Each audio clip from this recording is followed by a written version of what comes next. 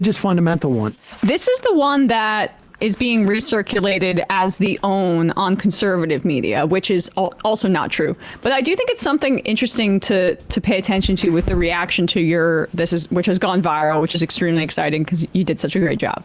But like the fact that they saw the way that left-wing spaces responded to this debate and how much you humiliated these people that don't have basic knowledge, and they feel like they need to counteract that. So both Matt Walsh and Charlie Kirk tweeted about you. Matt Walsh tweeted about me last week too. Right. And I think Knowles too. Yeah. And they were like, oh, Sam Seder owned. And they used this clip as the example. I disagree. But it's the same thing with the cat turd thing. It doesn't, they didn't even, most of them aren't even watching the video. They want their people to go to the comments and because the comments are massively in favor of Sam, they're trying to brigade it. They're trying. Sam Seder copes and seethes after his humiliating Jubilee appearance where he got destroyed by 20-25 conservatives. He has been getting roasted from conservative commentators and pretty much everyone else that's not a hardcore Sam Seder night. But let's see what the gang at the Majority Report has to say. Cat turd guy, wasn't he like Elon Musk's friend and then he got rejected or something like that? What happened? He's a major conservative, crap posting account, right, Matt, you would say? Yeah, he's big. Occasionally he has issues with Trump, but he's, just a sad like Trumper. An Ian Miles Chong type. Yeah. So they saw this guy that you were debating, and because... This is the guy, this is the picture of the guy who was telling me that folks get tax cuts if they hire black people. That's what DEI is. Mm-hmm. And that's not what DEI is. Folks don't get tax cuts if they hire black people. Did we go through this the other day with the, we did during the promo. There is a program where you will get tax cuts if you hire, this is the work opportunity tax cut. And you scroll down and you do get a tax cut if you hire qualified citizens. So who are they? Scroll down. I think it's all the way down at the bottom. Targeted groups. It can be a qualified IVA. Hit that. Qualified is an individual as a member of a family receiving assistance under a state program. So in other words, you remember all the work qualification programs? Like you can't qualify. No, keep that up here. Keep that up here. You can't qualify for Medicaid unless you get a job that all the Republicans want to do. Well, this encourages that. For, people in lower income. People who are getting family assistance under a state program, the way you get them out of it is by getting them into a job, according to the Republicans. So that's what they do. Or if you're a qualified veteran. This is the thing that he was complaining about. Or if you're a qualified ex-felon, right? Because you want people to be able to work and you want to encourage ex-felons to get back into society and rehabilitate. Or a designated community resident. Click that. You got to be 18-year-old and under 40 and have a principal residence within an empowerment zone or rural renewal county. And what does this do? It encourages businesses to go to rural areas or encourages businesses to go to struggling areas within a city or in a suburb. Set up the business there and it's essentially a subsidy for the business. A vocational rehabilitation referral. Click on that. That is, if you have a physical or mental disability, and you're still working on working on that and rehabilitating, and you can get a job. That's qualified summer youth programs, qualified SNAP benefits recipients, qualified security income, that's SSI income recipients, long-term family assistance, qualified long-term unemployment recipient. Now, there may be black people who are there. Maybe you have a black guy, he's served in the military, he's a vet, but that's it. And then the guy was telling me that not only do they get that in the private sector, and we just saw the only program which provides those tax cuts. They also get this in the public sector. And I said, what are you talking about? Agencies don't get tax cuts because they don't pay any taxes, because they are the government. The government doesn't pay taxes to itself. Yeah. Pretty rudimentary that government agencies are funded by the government. Kind of a weird category to make in any circumstance. And he was adamant that I was wrong in his argument as to why DEIA should be cut. Should we play that clip? Yeah, let's play that clip. It's kind of...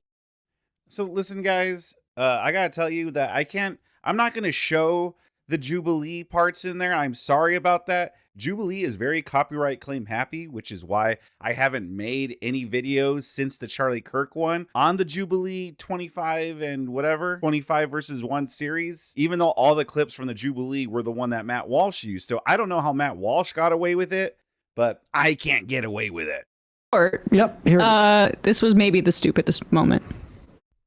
The only thing I will say, though, is I will put up this picture of the conservative he's talking about. Now, with the way he dresses and looks and the way he acts, let me just say that you wouldn't see this guy on the street and say, oh, that guy's definitely conservative.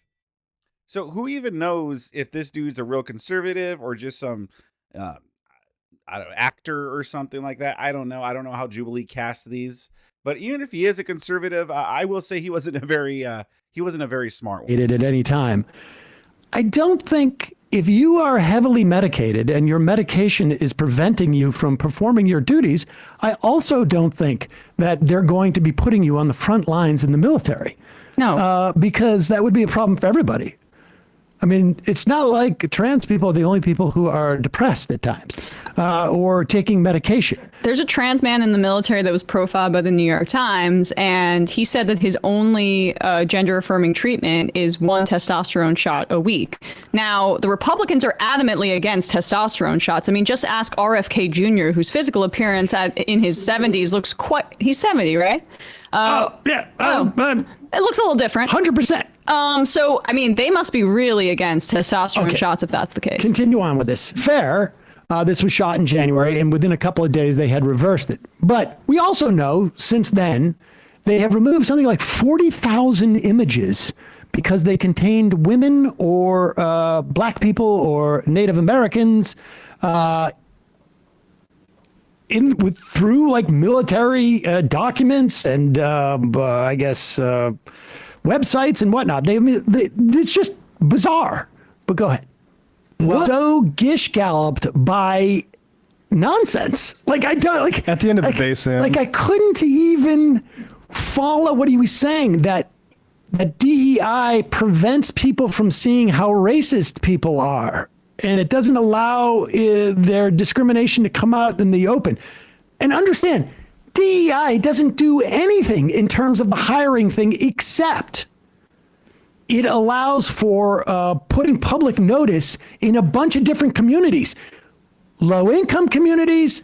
It also, I think, encourages summer internships, low-income communities, but also other places. All DEI does, to the extent that it's involved in the hiring process, is to expand the pool of people who are considered, not to give extra points to anybody.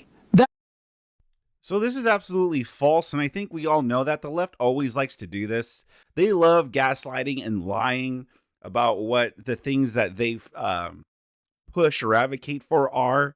So listen, even if I didn't look into this, my BS alarm would already be going off.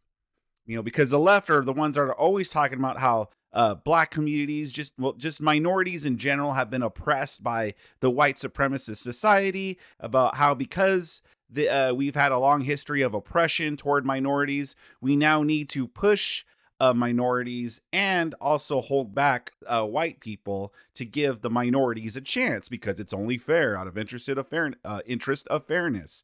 They always push for this.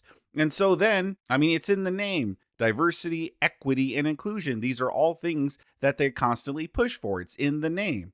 And so then when we call them out, they go, well, no, all it is just, for consideration, and then put the notice out there to widen the pool in low-income communities. Yeah, no, it's not that. You progressives view you view everything from this lens of skin color, and you automatically see, oh, white, therefore privileged, oh, brown or black or what have you, oh, oppressed. That's how you judged everything on. You judge everything by these by skin color characteristics, by their sexuality or their gender or what have you. But anyway, I did look into this, and while he is correct, there are no tax cuts for DEI. No one's getting tax cuts for this stuff. If companies want government contract, they have to show the government via an executive order signed by Joe Biden in, I believe, 2021, 2022, I forget which one. And in that executive order, pretty much it was like, if you wanted a chance at a government contract, you would have to show that you have some kind of DEI initiatives in your company.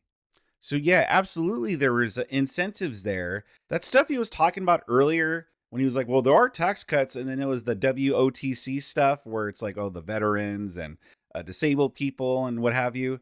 That's not a DEI program. That's something that was established in 1996. So while he is right about what the WOTC stuff is, that also isn't a DEI program. So we honestly we don't even really have to talk about it, because that really has nothing to do with this conversation.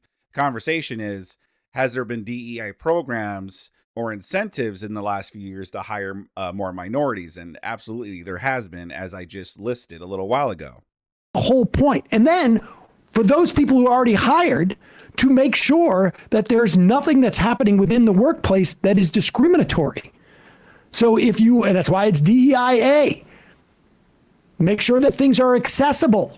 That's also a lie. When the A in DEIA is for accessibility, but it means literally accessibility for like disabled people.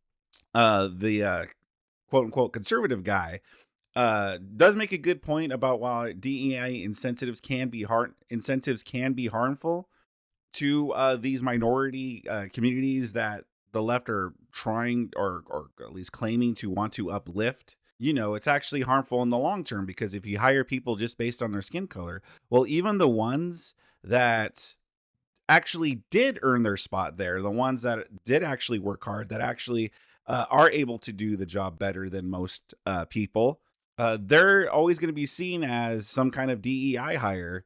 Now you're going to be lumping the talented people in with the not so talented people. So it's actually harmful in the long term. And but the thing is that he didn't let Sam talk, because Sam was actually right about to contradict himself, kind of, because Sam was trying to make it seem like, well, no, it's not about hiring based on skin color, it's about discrimination. And this dude was like, discrimination against what? And Sam was going to answer and trying to answer, but the thing is that he cut him off, and then he brought it back to those tax cuts things. So then Sam was able to like regain his footing and be like, okay, well, listen, these government agencies aren't getting tax breaks because they don't pay taxes because they're a government agency.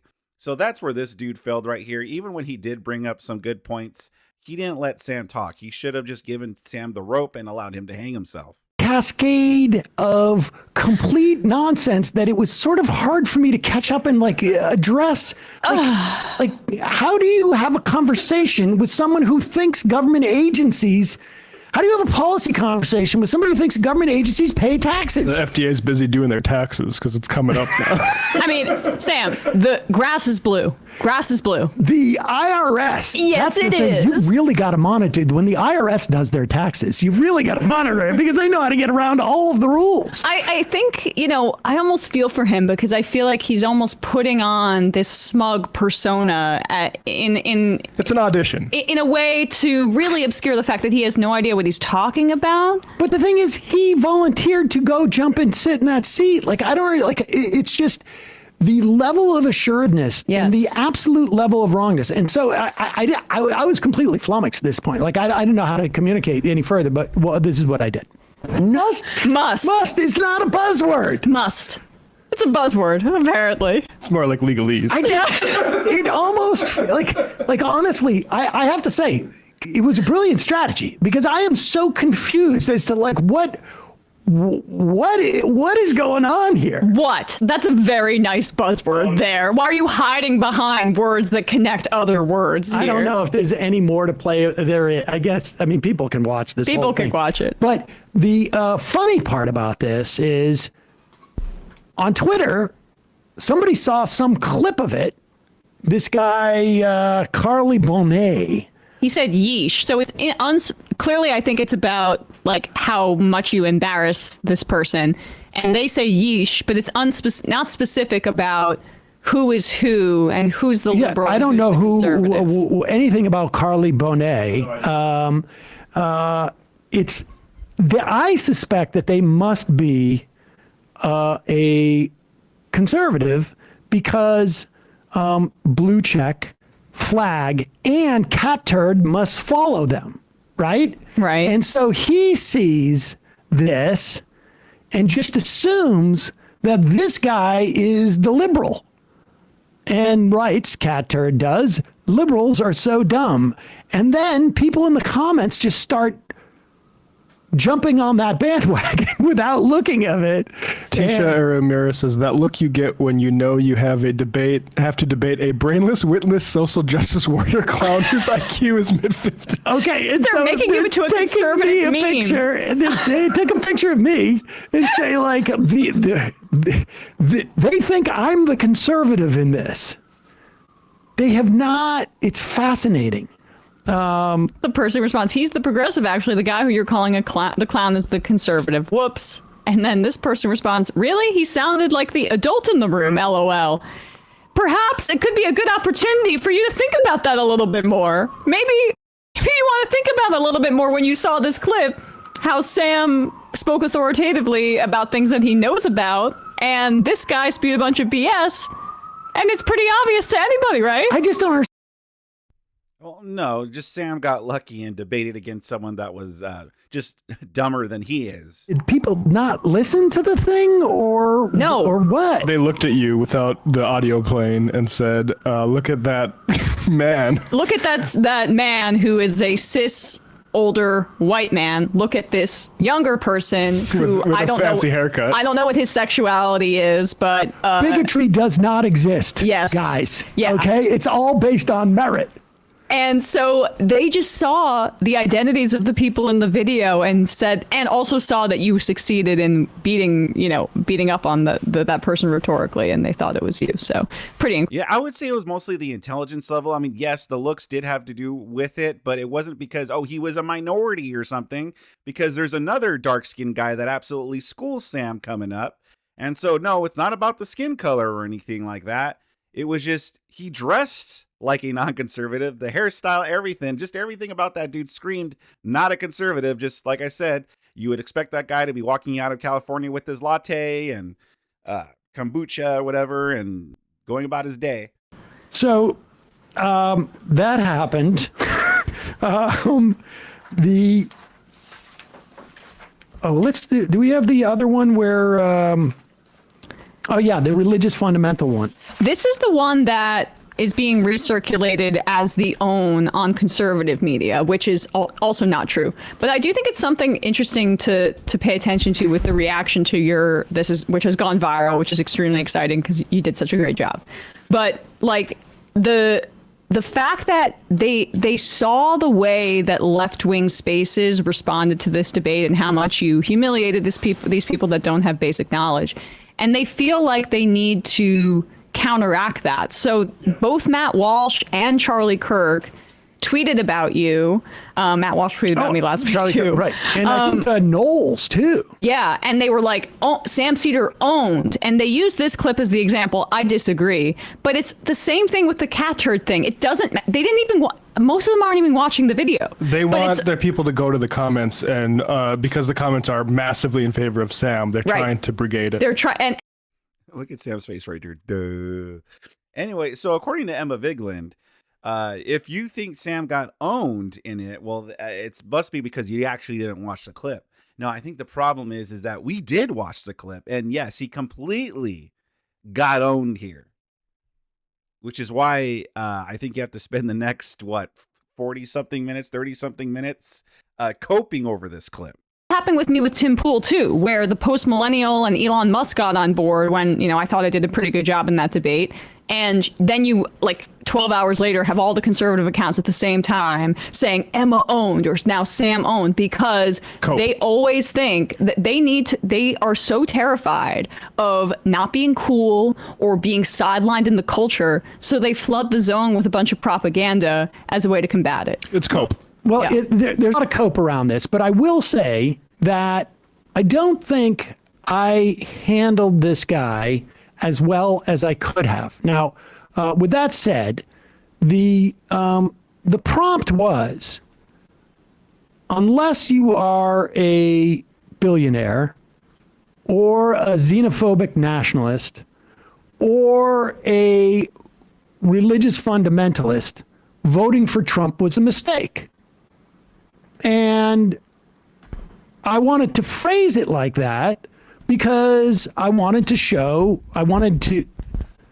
explain to these folks why Trump's policies favor only billionaires in terms of relative millionaires and whatnot, but certainly billionaires, and why they only favor a certain amount of xenophobic nationalism, or it is great for Christian fundamentalists. I probably should have said theocrats, right? And my assumption was that I was going to be in a position to explain that these elements are part and parcel of the Trump administration. I did not anticipate that multiple people would come up. There was no billionaires there, but there was, it turns out, a xenophobic nationalist who came up and was like, why is that a bad thing? Who works for Elijah Schaefer and The guy fired by Glenn Beck for sexual assault accusations. And I didn't go into it. I mean, on some level, it's a choice. Like, you can hate immigrants. Like, xenophobia means something. It's not a made up word, although I think that woman actually said it's a made up word. All words are made up, incidentally. But they have a meaning. It's in the dictionary. And for me, it is, it's obvious. It's self-evident that that's a bad thing. And really, on some level, my bet is, in that instance, that the majority, maybe not the vast majority of people, maybe not the people sitting around me, but certainly the majority of people who are going to see this are going to say, hey, wait a second.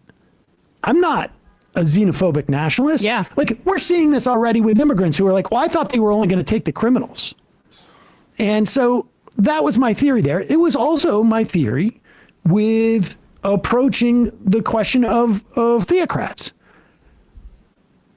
On some level, it is so self-evident to me that you don't want to live in a religious theocracy that it took me a while to realize, like, oh, with this guy, he is promoting a religious theocracy. And I didn't really do a good a job as I could have, I think, in refuting it. But we're not refuting that it's a religious theocracy, but why it's bad to live in a religious theocracy. Because 10 years ago, this would have been self-evident, but we're in a very reactionary right-wing time. And I do think that they are also overreaching here by thinking that this plays beyond their little circle jerk. That's the thing, is that I don't think I did as good a job as I could have, but I still...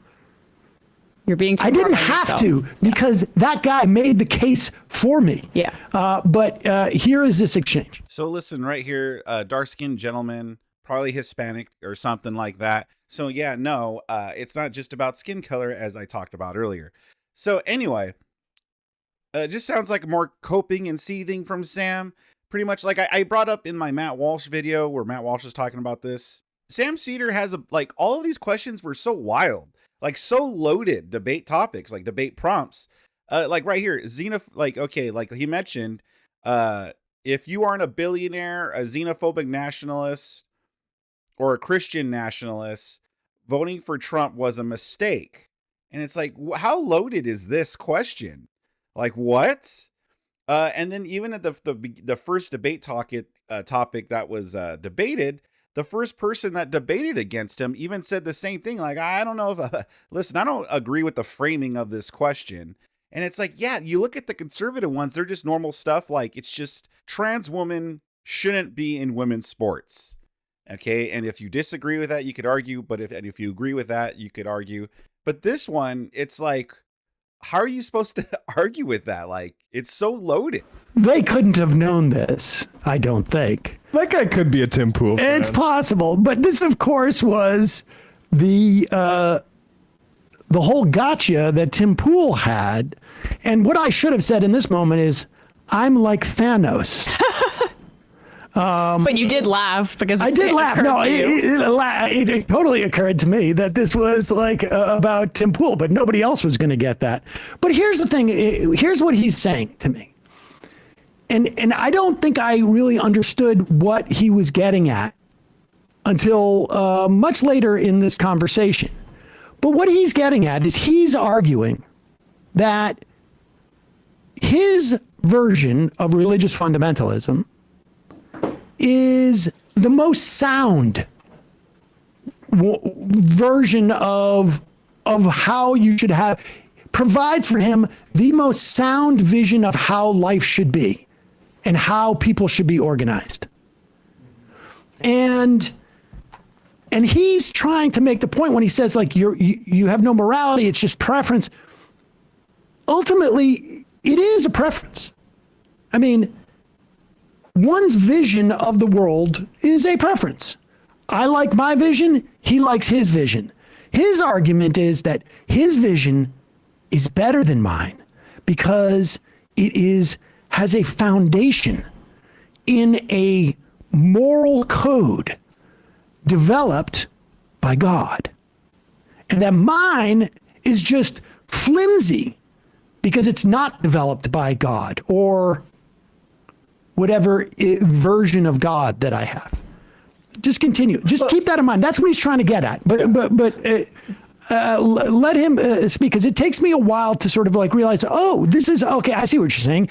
You're telling me that your version of religious fundamentalism, because this guy could have been a fundamentalist Muslim, he could have been a fundamentalist Jew who would have a different sense of how we should live our lives. He could have been a Hindu. He could have been a Buddhist. Now, some of these religions don't impose in the same way that this guy wants to do. But just understand, like, I could have gotten to this much quicker if I had understood sort of where he was headed, and I would have conceded.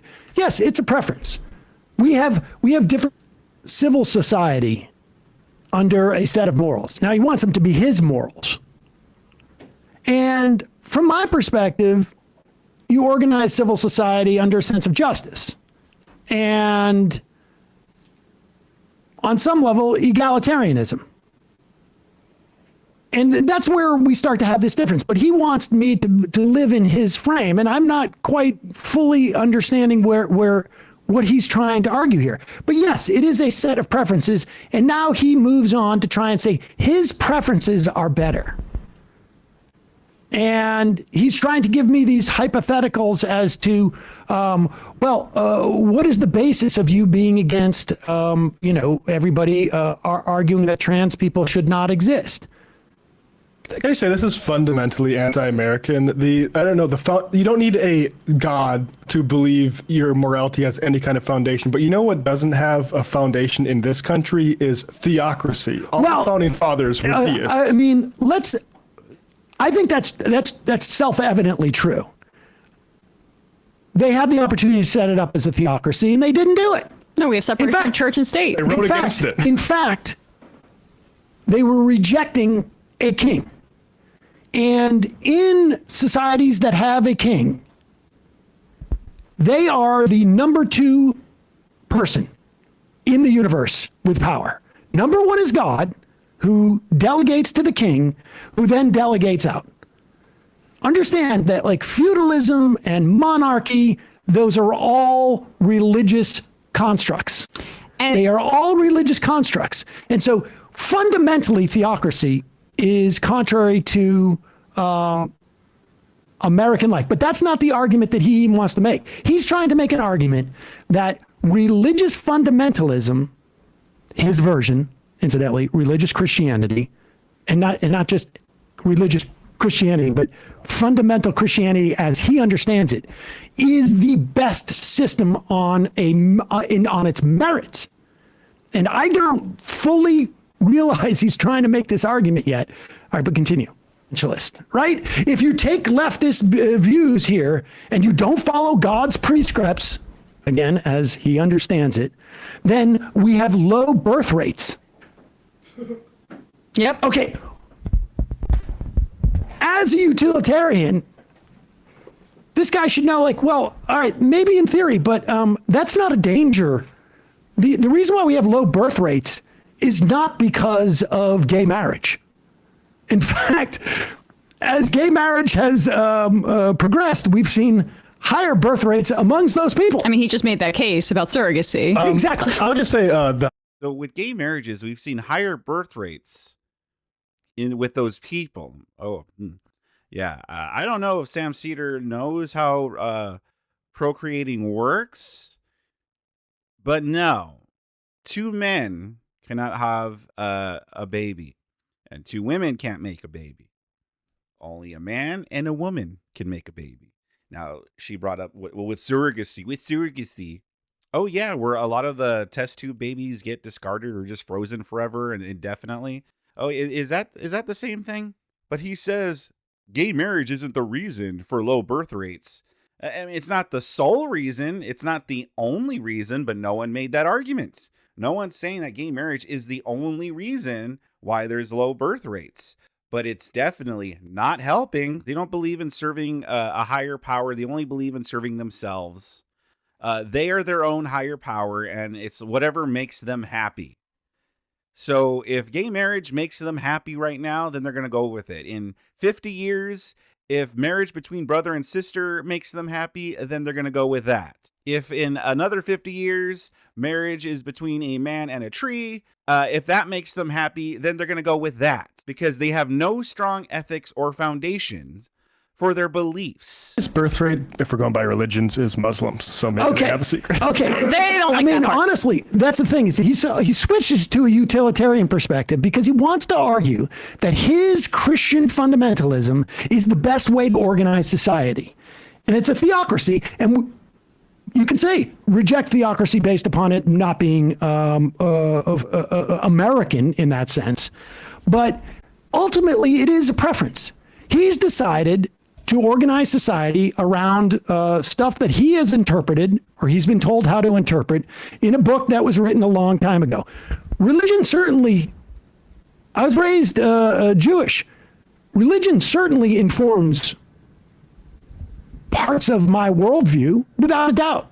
I don't know if I could disaggregate it and say which one it does, but certainly aspects of it do.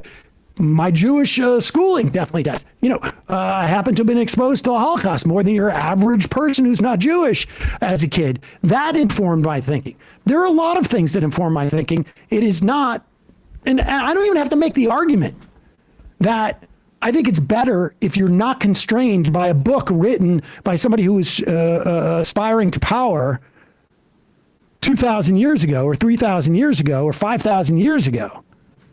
I don't even have to make that argument because we can just do it on its merits. We can just say, my preferences are that women are not subjugated and are not second-class citizen. My preferences are that people have the right to express themselves in their sexuality.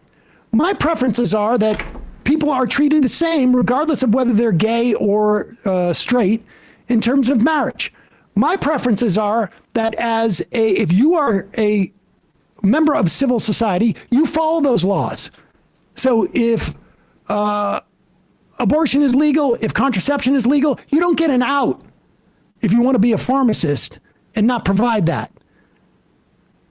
But they feel, and goes back to, as long as I've paid attention to politics, religious fundamentalism feels threatened by a more like collectivist worldview that is about making everybody's lives better, because that is something that contradicts their hierarchical view of society, right? So when they talk about morality, they don't mean morality, because it's not moral to drive trans kids to suicide, or to say gay people can't live the lives that they want to live, or to say that, as this guy will later say, women should be subjugated, and we'll get to that later. Though there's no morality there because of the pain that it inflicts upon people. So they have to prescribe an artificial morality, which in reality is just control, domination, a set of rules and prescriptions that make them feel like they can make sense of the world because of who they are subjugating and dominating. And what you're talking about threatens that, because it's not connected to a hierarchy or to this set of rules. It's connected to humanism. And I don't even have to argue. I think you can. One is more moral than others. I'm just arguing that as a vision for America, I am willing to put my vision for America, where women have the same rights as men, where black people have the same rights as white people. Let's not make any mistakes here. Anti-miscegenation laws were justified on religious grounds.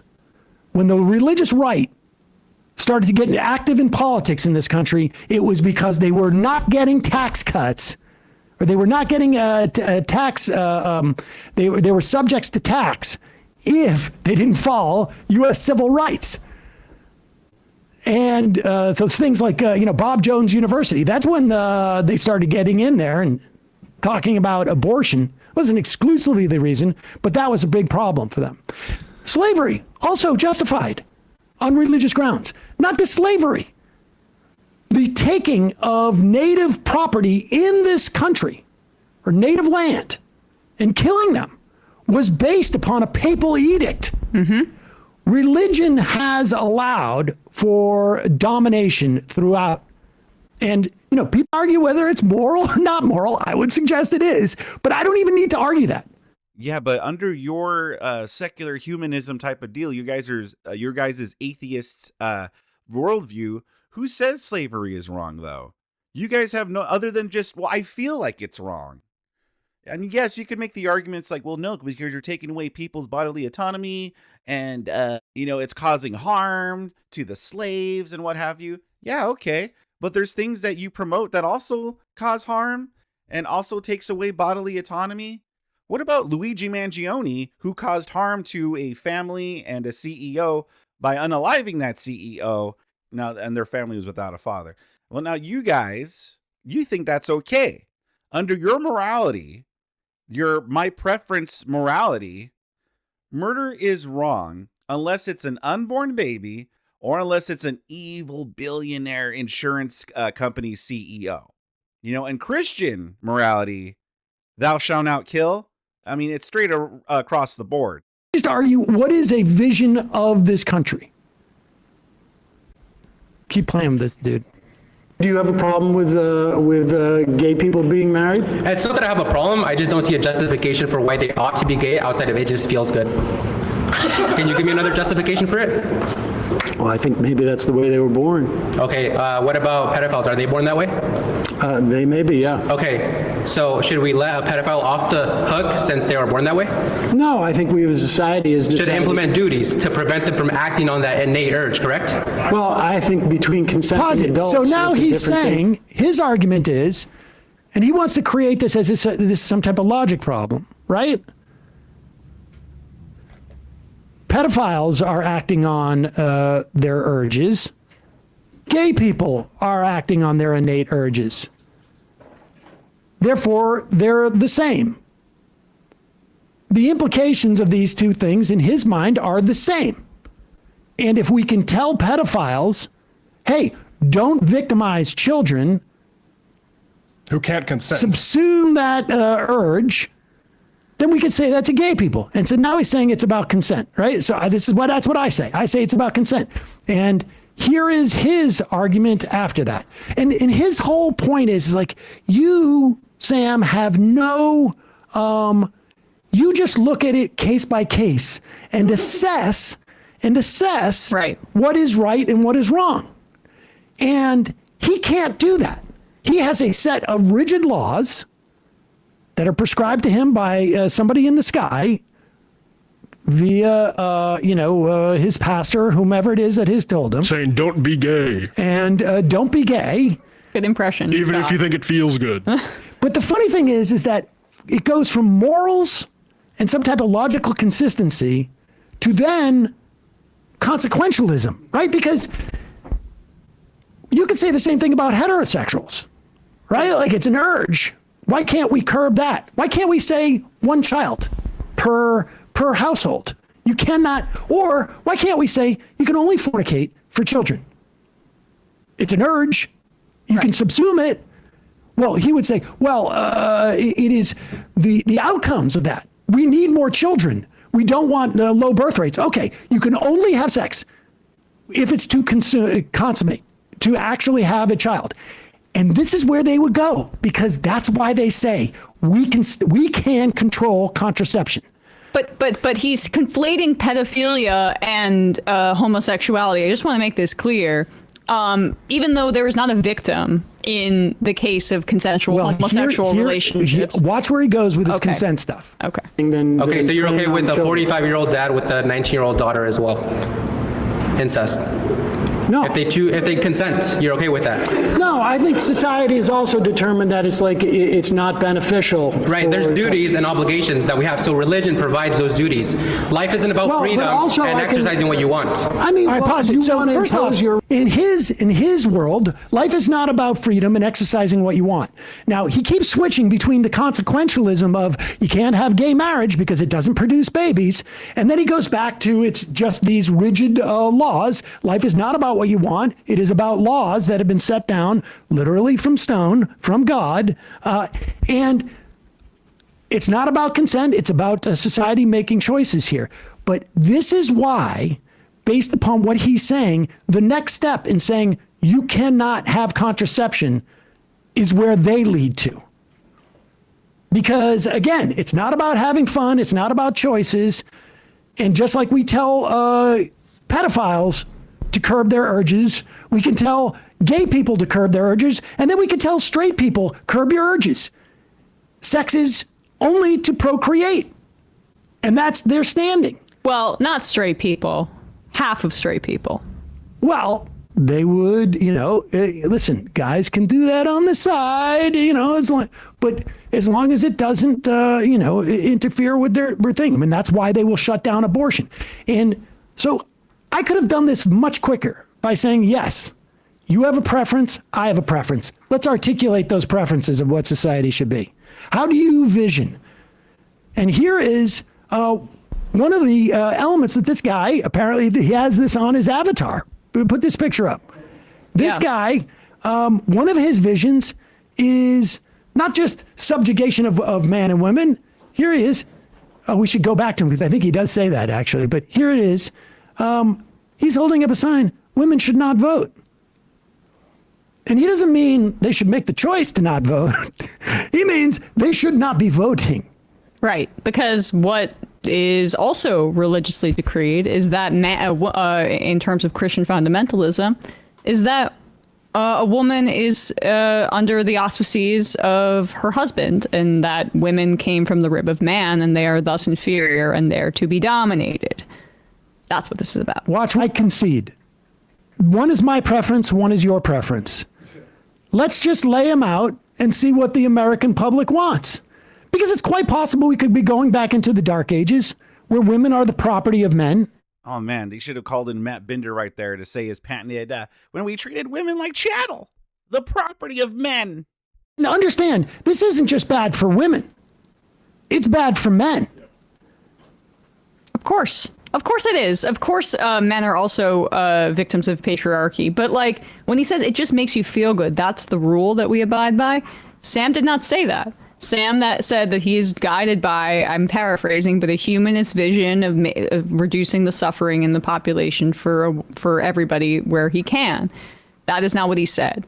But when he brings up examples like pedophilia and compares it to homosexuality, when he also brings up incest and he makes the daughter, who I guess is having this incestual relationship with her father, above the age of consent, and then he says, oh, the rule is it just makes you feel good. What are you saying? when you say that, oh, if we allow gay people to live their lives with, out being encumbered by the state, and then you liken it to two things that are objectively, I would say, immoral because they involve coercive power relationships, whether it be incest with the father having untold power over the daughter that I guess he's having an incestual relationship, even if she's an adult, or when it comes to pedophilia, where the child cannot consent. That's what makes those actions morally reprehensible and wrong, and why we should structure our society to make sure that doesn't happen. That is very clear. But he's basically saying that all of these things are the same and making it like honestly telling on himself. It's all a little sin, bit. is what he's saying. Yeah. Yes. It's all. What'd you say? It's all sin. It's all sin, but also, something that a lot of conservatives are curious. So this is a lot of coping and seething. I mean, like, they still don't really understand. Like, yeah, they kind of understand what the whole thing is, but they still don't. They're like, they still see it as it's just bad to tell gay people not to be gay. I have a theory that if incest couples or something, or people engaging in incest, if all of a sudden they started getting attacked on the street or something like that, or just oppressed in some way, you would have these people right here saying, no, incest should be legal. No, we should. And they would be promoting incest. And then there would be incest story hour or something like that at schools. Because that's what it takes. That's all it takes. That's what it took with the homosexuals. That's what it took with trans.